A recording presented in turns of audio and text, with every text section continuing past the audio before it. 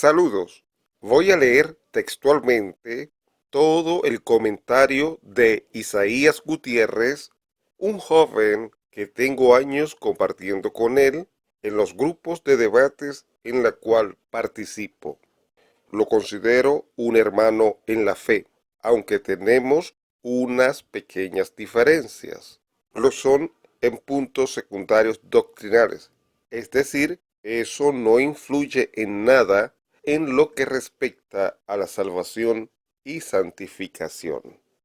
No voy a responder en esta oportunidad, sino solamente colocar su posición para que usted tenga noción cuando haga los otros vídeos, Dios mediante, en respuesta a este.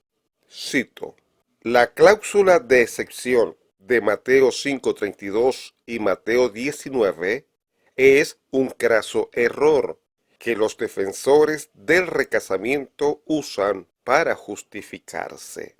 Muy a menudo suelo mirar apologistas de las redes sociales defender el recasamiento en base a este texto, pero nunca he visto que le hagan una exégesis desde el punto de vista cultural e histórico.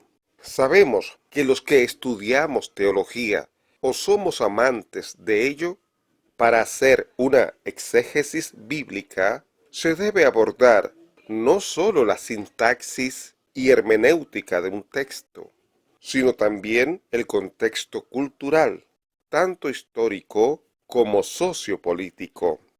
En el tiempo de Jesús había dos escuelas teológicas de rabinos, la escuela de Shammai y la escuela de Hillel.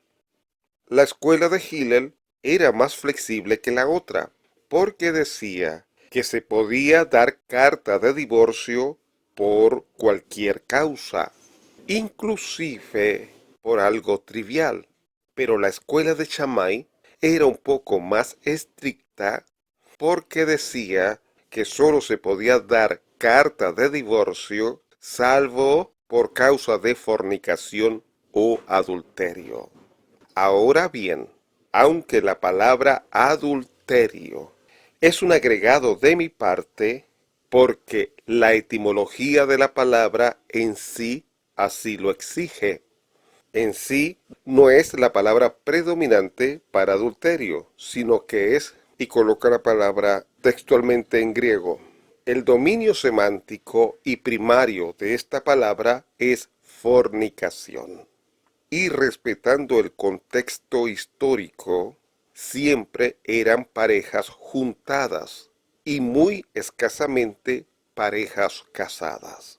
Pero en un análisis meticuloso del contexto, Cristo está dando una cátedra a estas dos escuelas, porque dice que esta ley era según Moisés. Cito Mateo 19, 1 al 9. Y aconteció que cuando Jesús terminó estas palabras, se trasladó de Galilea y partió a las regiones de Judea, al otro lado del Jordán. Y lo siguieron grandes multitudes, y lo sanó allí. Y se le acercaron unos fariseos para tentarlo, diciendo: ¿es lícito que un hombre repudie a su mujer por cualquier causa? Él respondió y dijo: ¿no leísteis que el que los creó desde el principio los hizo macho y hembra? Y dijo: por esto dejará un hombre al padre y a la madre, y se unirá a su mujer, y los dos serán una sola carne.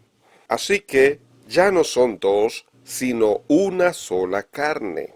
Por tanto, lo que Dios unció al mismo yugo, no lo separe un hombre. Le dicen: ¿por qué pues Moisés mandó dar carta de divorcio y repudiar?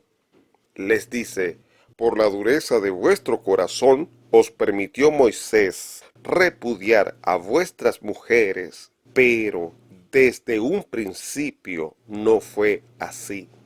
Y os digo que cualquiera que repudia a su mujer, a no ser por causa de inmoralidad sexual, y se casa con otra, comete adulterio.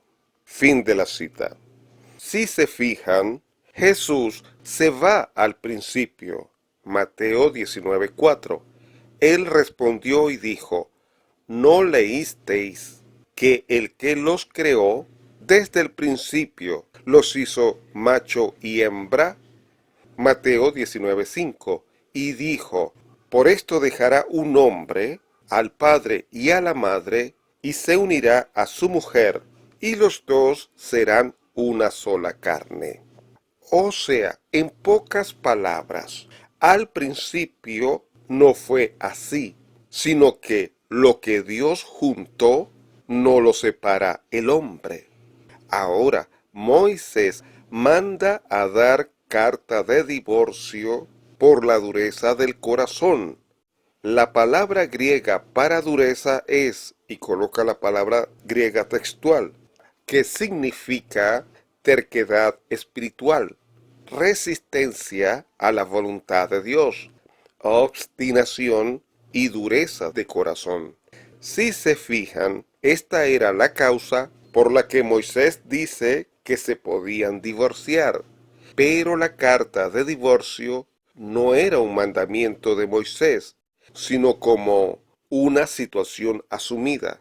Es decir, el divorcio pertenece a la concesión hecha por causa del pecado, pero nunca formó parte del diseño original de Dios. Jesús dice que al principio no fue así, es decir, no es la voluntad de Dios y tampoco es el plan divino de Dios, sino que para Dios el matrimonio es indisoluble. Entonces, la interpretación de Jesús no avala ni a Hillel ni a la escuela de Shammai, sino el principio de Génesis. Lo que Dios unió, no lo separe el hombre. Fin de la cita. También voy a leer el escrito que colocó en el post, donde hizo el comentario. Cito, el matrimonio único. Dos cosas condenadas por Jesucristo. Una es la facilidad con que los judíos repudiaban a sus esposas. Otra, la licencia que se habían tomado de casarse con otra, repudiada la primera. Esto lo prohíbe el Señor absolutamente y en toda circunstancia. De manera que, aún repudiada la primera mujer, persevera el lazo del matrimonio y el marido no puede casarse con otra y viceversa. El adulterio es una de las causas por las cuales pueden separarse en cuanto al lecho y vivienda los esposos, pero no pueden pasar en modo alguno a nuevas nupcias, mientras vivan los dos. Fin de la cita. El título del mensaje, la posición de Isaías Gutiérrez sobre las cláusulas de excepción de Mateo 5:32 y 19:9. ¿Y quién les habló? Su amigo Omar Duareb.